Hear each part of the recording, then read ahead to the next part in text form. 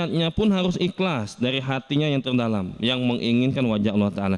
Nanti insya Allah kita fokuskan di ayat yang kelima ini, ayat ke-6. Ayat ke-6, innal ladzina kafaru min ahlil kitabi wal musyrikina fi nari jahannama khalidina fiha ulaika hum syarrul bariyah. Nah, Allah Ta'ala mengatakan seperti ini, statement dari Allah Ta'ala di ayat ke-6, sesungguhnya orang kafir dari kalangan ahli kitab Yahudi atau Nasrani, orang musyrik, mereka itu berada di neraka jahanam kekal selamanya. Nah, mereka itulah sejahat-jahatnya makhluk, seburuk-buruknya makhluk. Itu yang Allah Ta'ala sampaikan dan itu yang Allah Ta'ala jelaskan. Orang kafir itu, orang musyrik di neraka selamanya. Mereka itulah seburuk-buruknya manusia. Artinya apapun yang mereka lakukan, Ustadz itu orang baik Ustadz, walaupun non muslim, baik menurut kita, tapi menurut Allah inilah seburuk-buruknya makhluk. Mau dia nyumbang masjid, mau dia bangun panti asuhan, mau dia berangkatkan orang umroh, haji, boleh. Non muslim memberangkatkan orang haji umroh boleh. Berarti dia ngasih hadiah berupa uang.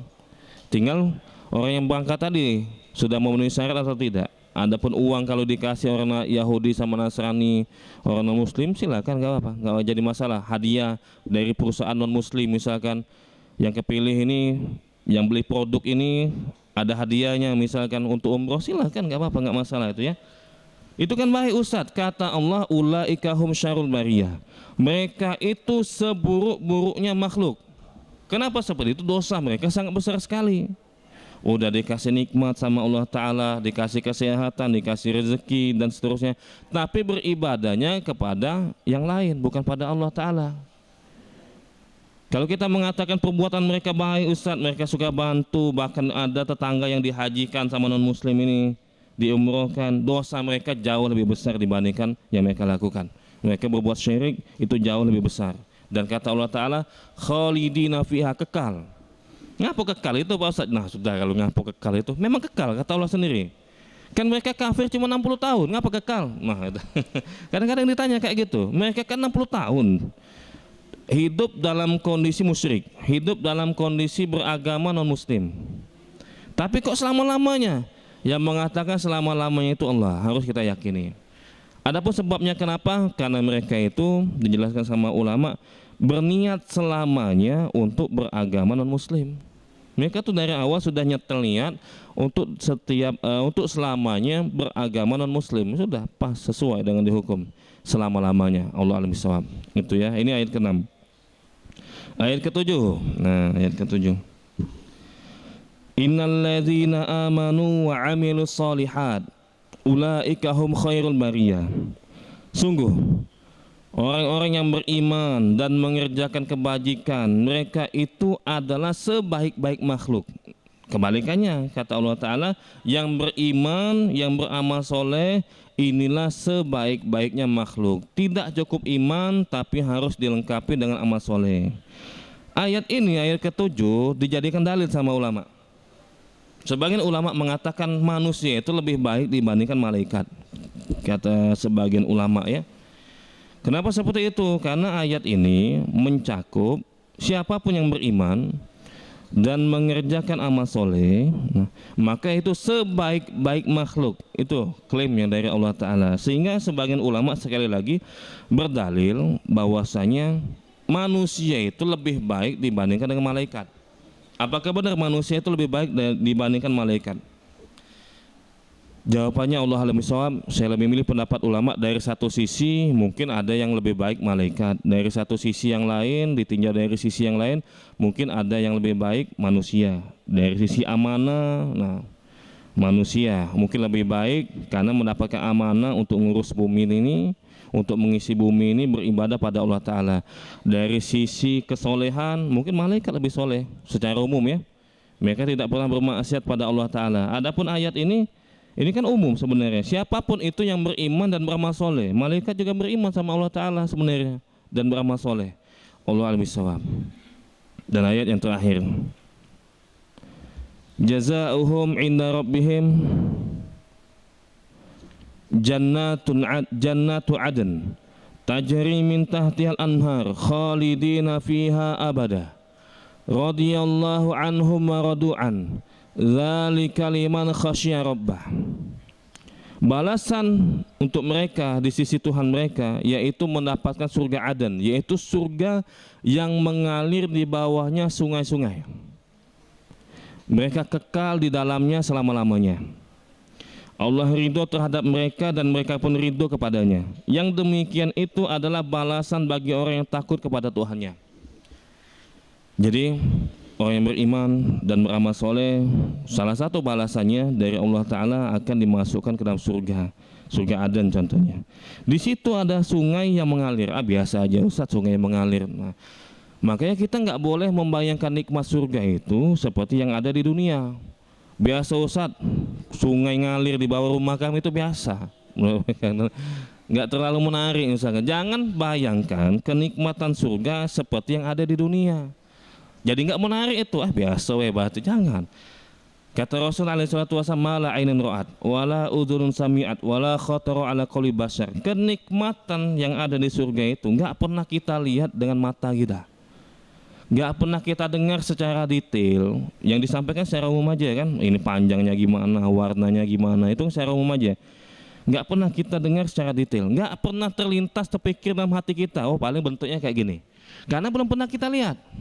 Kita ini kalau belum pernah ngelihat sesuatu nggak bisa kita bayangkan.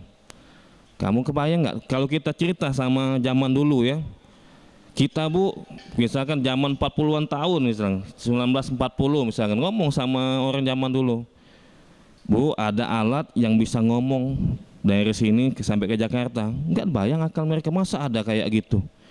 Bahkan kita bisa ngelihat orang tuh, bisa ngelihat orang dari sini, dari Palembang ke Jakarta bisa kelihatan orangnya. Kata orang itu nggak masuk akal, karena memang pada saat itu belum zamannya dan belum pernah terlihat sama mereka. Nggak masuk akal orang kayak gini, karena zaman saat itu belum ada yang kayak gitu. Nah yang kayak gini belum terlihat sama kita. Gimana maksudnya sungai-sungai ngalir di bawah-bawah itu? Apa banjir maksudnya? Enggak. Kata Nabi nggak pernah terlintas dalam benak kita tuh seperti apa. Contoh misalkan, kan kayak misalkan bidadari, kata Rasul SAW, bidadari itu sumsum betisnya itu kelihatan. Saking cantiknya bidadari itu, sumsum betisnya itu kelihatan. Kalau kita bayangkan seperti di dunia, tengkorak mati Ustaz itu, ngiri kita. Bukan cantik itu. Nah itu kalau kita bayangkan ketika di dunia, kita belum pernah ngeliat langsung, tapi kata Nabi saking cantiknya sumsum betis bidadari itu kelihatan. Makanya ini sebenarnya nggak bisa dibayangkan, ayah sungai baik, misalnya, nggak tertarik aku, tidak. Beda sungainya beda dengan sungai yang ada di dunia.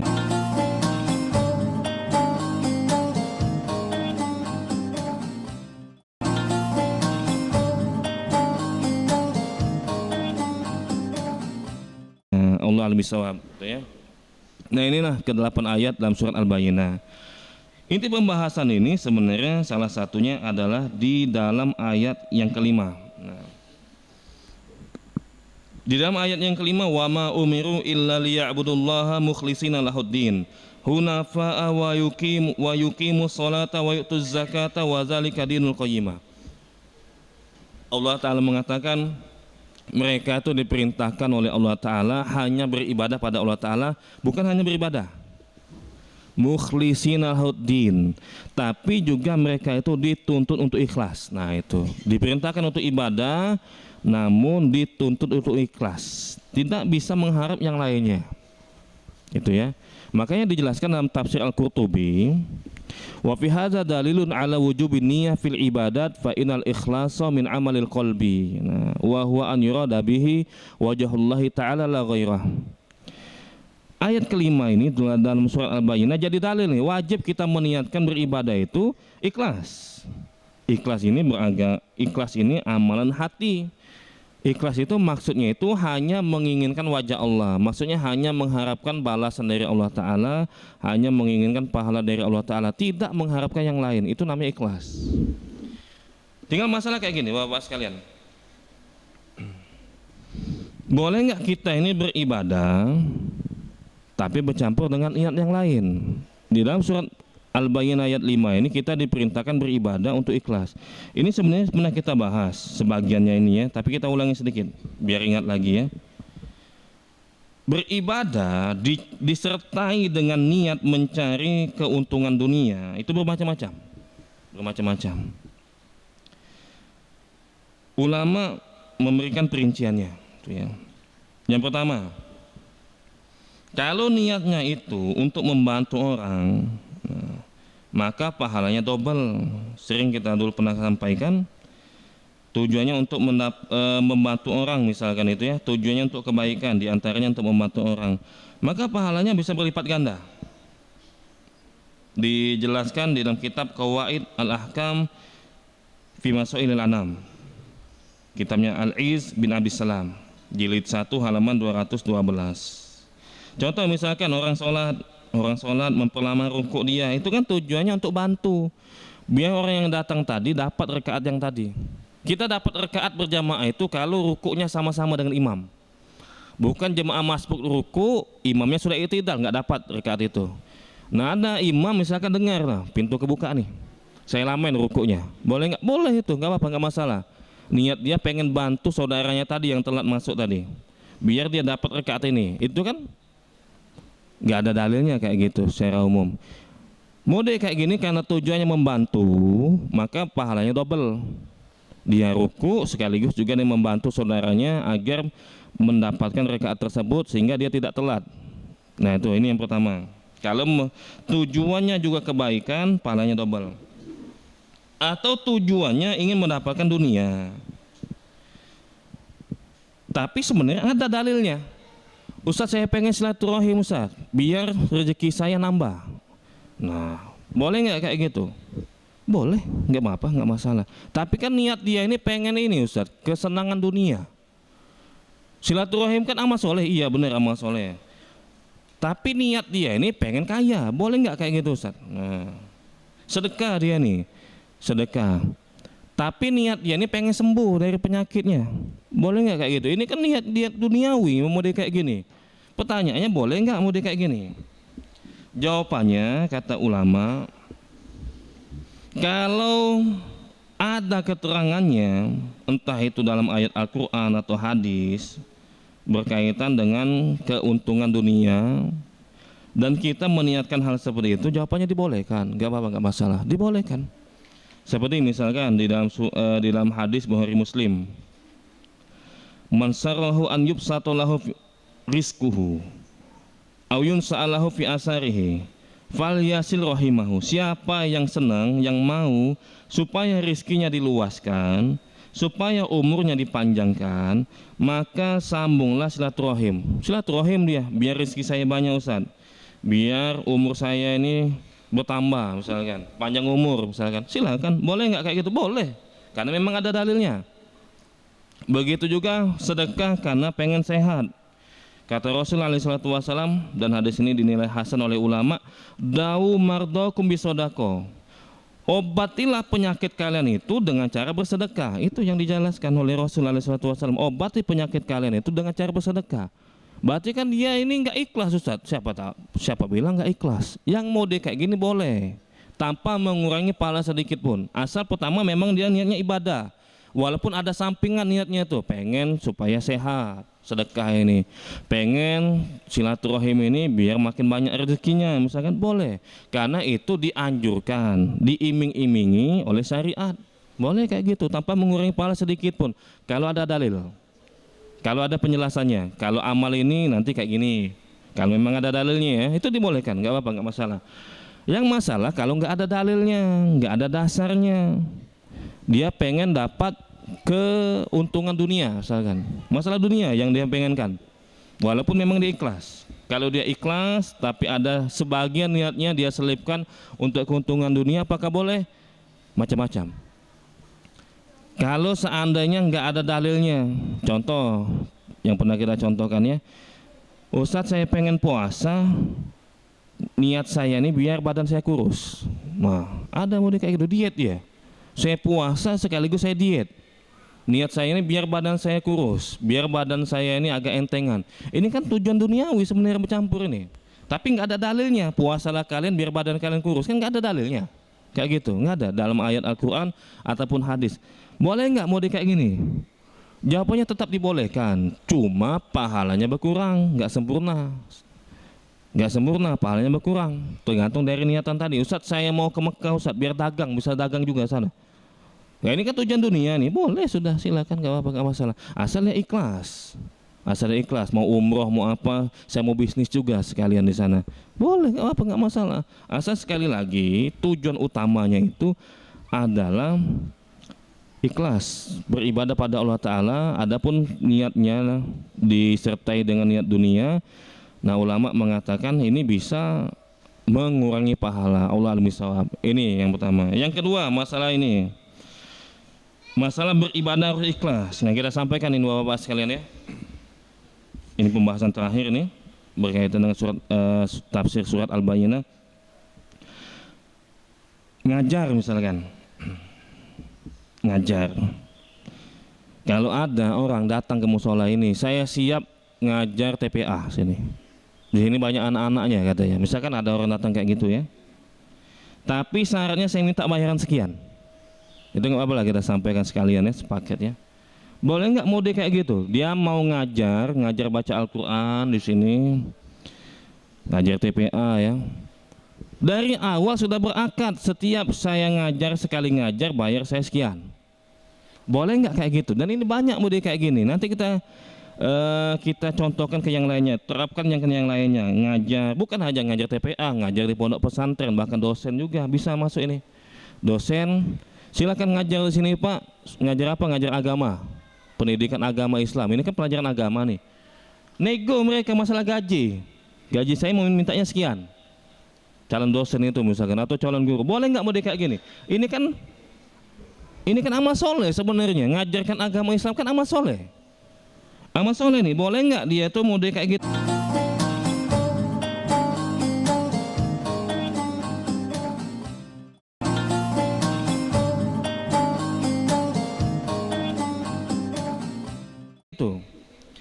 Yang pertama kayak gini dulu. Ulama sepakat honor yang diterima untuk pendakwah, untuk guru ngaji, untuk pengajar ilmu agama dari Baitul Mal itu ya, atau dari yang lain tanpa diminta, itu hukumnya boleh. Boleh. Silakan ngajar TPA di sini, sudah nggak ada akad apa-apa kita. Akadnya tolong diajarkan sepekan 3 kali misalkan. Tahu-tahu dikasih bayaran sama pengurus masjid, sama pengurus musola. Nggak ada akad dari awal, itu boleh. Dikasih kayak gitu boleh. Penceramah begitu juga itu boleh. Kalau tidak ada akad awal, gitu ya. Yang jadi masalah kalau ada akad di awalnya tadi. Saya mau ceramah, saya mau ngajar TPA, saya mau ngajar di pondok, saya mau ngajar di kampus dengan syarat bayar saya sekian. Yang diajarkan pelajaran agama Islam. Ngajarin pelajaran agama Islam sekali lagi itu ibadah. Sementara kita di dalam surat Al-Bayyinah ayat 5 tadi diperintahkan untuk ikhlas, mengharap hanya wajah Allah Ta'ala, mengharap hanya balasan dari Allah Ta'ala, bukan mengharap balasan duniawi dan seterusnya. Boleh nggak itu? Yang jadi pertanyaan. Upah yang disepakati dari awal untuk pengajar agama, untuk pendakwah, pengajar TPA dan seterusnya. Ulama beda pendapat akan hal ini. Nanti bisa diterapkan nanti sebenarnya itu ya. Ada kasus-kasus yang lain yang berkaitan dengan amal soleh. Kalau menurut mazhab Hanafi, mazhab Abu Hanifah dan mazhab Hambali, mazhab Hambali ya, mazhab Imam Ahmad bin Hambal, nggak boleh dia minta upah dari awal tuh nggak boleh.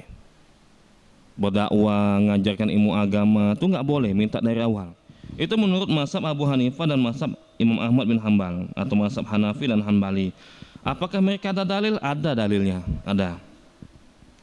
Di dalam surat Asy-Syura ayat 180. Wa ma as'alukum alaihi min ajr. In ajriya illa ala rabbil alamin. Aku nggak minta sama kalian upah. Nabi berdakwah dan Nabi mengatakan aku nggak minta sama sekali kepada kalian berupa upah. Upahku, balasanku hanya dari Allah Tuhan semesta alam. Nabi itu nggak pernah minta upah ketika berdakwah. dakwah ke Taif, minta upah saya ngajarkan Al-Quran, ngajarkan ilmu agama, nggak pernah minta upah. Dan itu dilarang memang. Banyak larangannya di dalam ayat Al-Quran. Wa ma as'alukum alaihi min ajr in ajriya illa ala rabbil alamin. Aku tidak minta sama kalian untuk upah. Upahku, balasanku hanya dari Allah Ta'ala, dari Tuhan semesta alam. Ini pendapat pertama. Pendapat kedua, pendapat Maliki dan Syafi'i. Pendapat mazhab Imam Malik, mazhab Imam Syafi'i mengatakan boleh dari awal berakad sudah. Ada datang pengajar TPA, saya mau ngajar sini, asalkan syaratnya setiap kali saya ngajar dibayar sekian. Pengajar di pondok pesantren atau dosen di kampus yang mengajarkan agama Islam, saya mau ngajar di sini dengan syarat saya minta bayaran sekian per bulan sekian. Pendakwah, penceramah, orang khotib, khotbah, saya mau khotbah sini, saya mau ceramah di sini dengan syarat saya minta bayaran sekian. Kalau kita ngikuti pendapat yang kedua ini, kenapa seperti itu? Apakah ada dalilnya? Ada dalilnya. Pernah kejadian sahabat meruqyah kepala suku. Pernah ada sahabat, rombongan sahabat yang dia singgah di suatu tempat. Abu Dzar Al-Ghifari kalau nggak salah namanya. Dia singgah tuh di suatu tempat. Dia minta dijamu, nggak dijamu sama penduduk, sama masyarakat setempat. Akhirnya ada utusan dari kepala sukunya, siapa yang bisa ngobati kepala suku kami ini, kami minta tolong. Maka ada sahabat ngomong, kalau nggak salah Abu Dzar Al-Ghifari, kami bisa ngobatinya, bukan bisa nyembuhkan, lain lagi kalau nyembuhkan tugas Allah. Kami bisa ngobatinya dengan syarat kalau sudah kami minta dikasih beberapa ekor kambing. Nah, apa yang dilakukan sama sahabat ini? Meruqyah. Meruqyah itu membacakan ayat-ayat Allah. Membacakan ayat-ayat Allah, ini meruqyah ini, itu kan amal soleh itu, dibacakannya ayat-ayat Allah.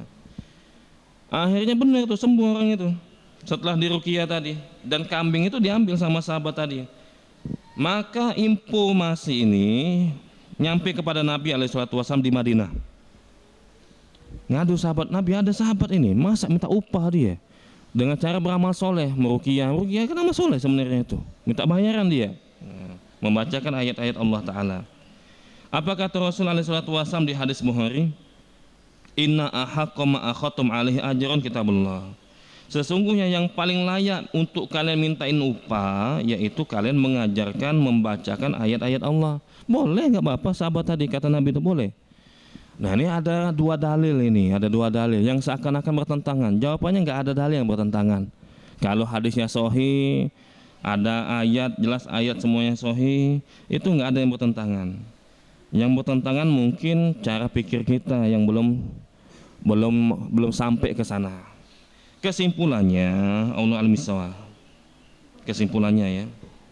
Kenapa Nabi itu tidak boleh minta upah ketika berdakwah, ketika mengajarkan agama Islam? Karena hukumnya saat itu fardu ain. Nah, kalau fardu ain nggak boleh kita minta bayaran. Ya, tapi kalau bukan fardu ain, nah bisa kita minta bayaran berdasarkan pendapat nomor 2 tadi. Tapi bukan seenaknya saja, sekali ceramah 10 juta, nah misalkan lain lagi, nggak boleh. Kata ulama boleh dia itu minta bayaran, walaupun itu penceramah, walaupun dia berkhutbah, untuk menutupi biaya kebutuhan pokoknya. Kadang-kadang orang itu harus persiapan untuk berdakwah, persiapan untuk menyampaikan khutbah, persiapan waktunya, dia meninggalkan pekerjaan dia untuk ngajar anak-anak TPA. Cukup hanya sebatas kebutuhan pokok dia, gitu ya. Tidak boleh minta berlebihan. Kalau seperti itu maka dibolehkan. Makanya ada hadis riwayat Ahmad, dan hadis ini disahihkan oleh Ibnu Majah dan yang lainnya.